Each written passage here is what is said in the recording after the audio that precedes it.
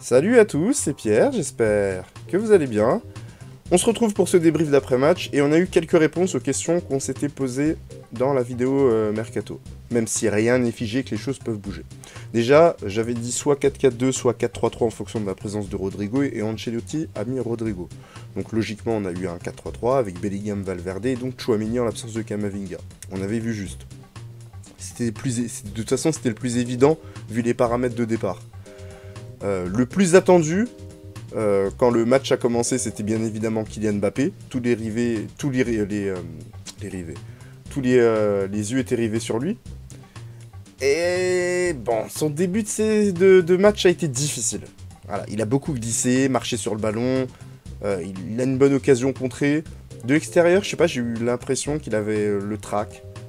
Je me trompe peut-être, hein, mais c'est l'impression que j'ai eue de l'extérieur.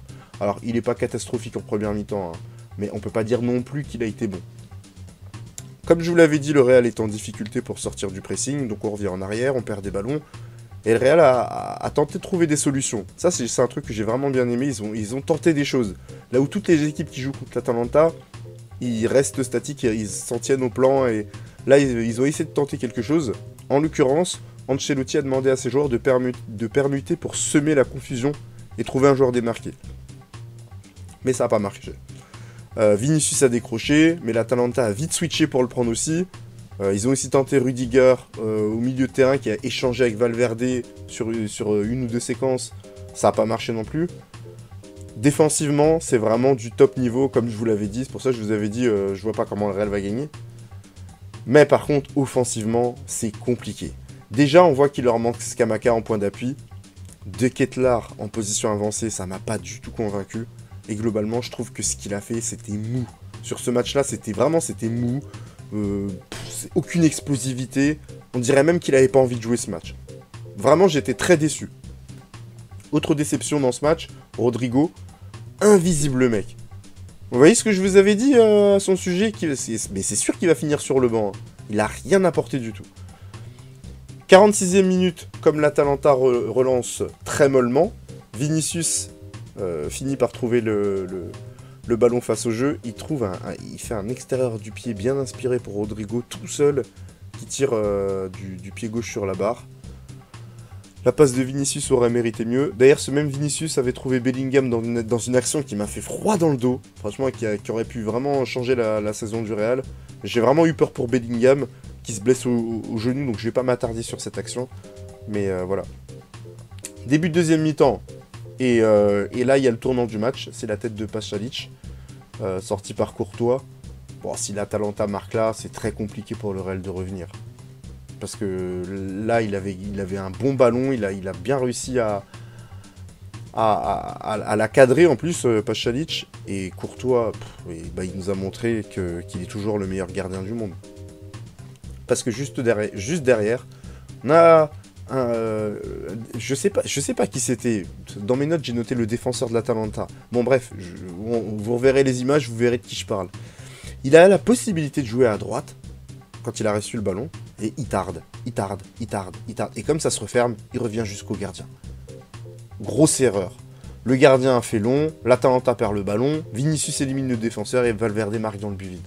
Voilà, s'il avait joué première intention, ce serait probablement pas arrivé. Très mal joué de la part de l'Atalanta qui confirme qu'avec ballon, ils sont nettement moins forts qu'avec ballon. Lookman a 2 opportunités et au lieu d'aller droit au but, il tente à chaque fois le 1 contre 1 et il perd le ballon. Alors qu'il a ce qu'on appelle le temps d'avance. Il a un temps d'avance, mais il joue pas le temps d'avance à chaque fois. Derrière, comme prévu, dès qu'ils sont menés, l'Atalanta perd le fil. Une occasion de Vinicius, bien sortie par le gardien, une autre de Bellingham, également sauvée par le gardien, et finalement le but de Mbappé sur une passe décisive de Bellingham. Et là, le problème du système de l'Atalanta, c'est qu'il n'y a pas d'alternative. Le système reste le même du début à la fin. Lookman, pas bon ce soir. Il a tenté, hein, mais je trouve que c'était pas dans le bon rythme, où les choix n'étaient pas bons, jamais d'alternance dans ses combinaisons, c'est toujours dans l'axe, jamais avec le piston. Hein. Le piston, il a dédoublé tout le match, il lui a jamais mis une passe. C'est dommage. Je vous disais en avant-match, si les deux équipes étaient prêtes, mais l'Atalanta, pour moi, ils étaient pas prêts. Ce qu'ils ont fait pendant je sais pas ce qu'ils ont fait pendant leur prépa, peut-être qu'elle était trop violente ou pas assez, mais ils avaient pas 90 minutes dans les jambes. dès la 55e minute, il y avait déjà des joueurs qui avaient les mains sur les genoux, qui avaient les mains sur les genoux, qui étaient fatigués. Donc victoire du Real. Bellingham a un rôle très libre et va continuer à se projeter. C'est une question qu'on se posait. Rodrigo, en tout cas sur ce match, il n'a pas été utile et il va finir par sauter si ses prestations restent comme ce soir. Et la défense du Real a été très solide. Côté Atalanta, très déçu de leurs prestations.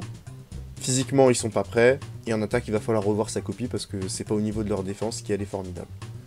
Merci d'avoir suivi ce débrief. On se retrouve pour parler du mercato du Barça. On a pas mal de choses à dire. Et à très bientôt.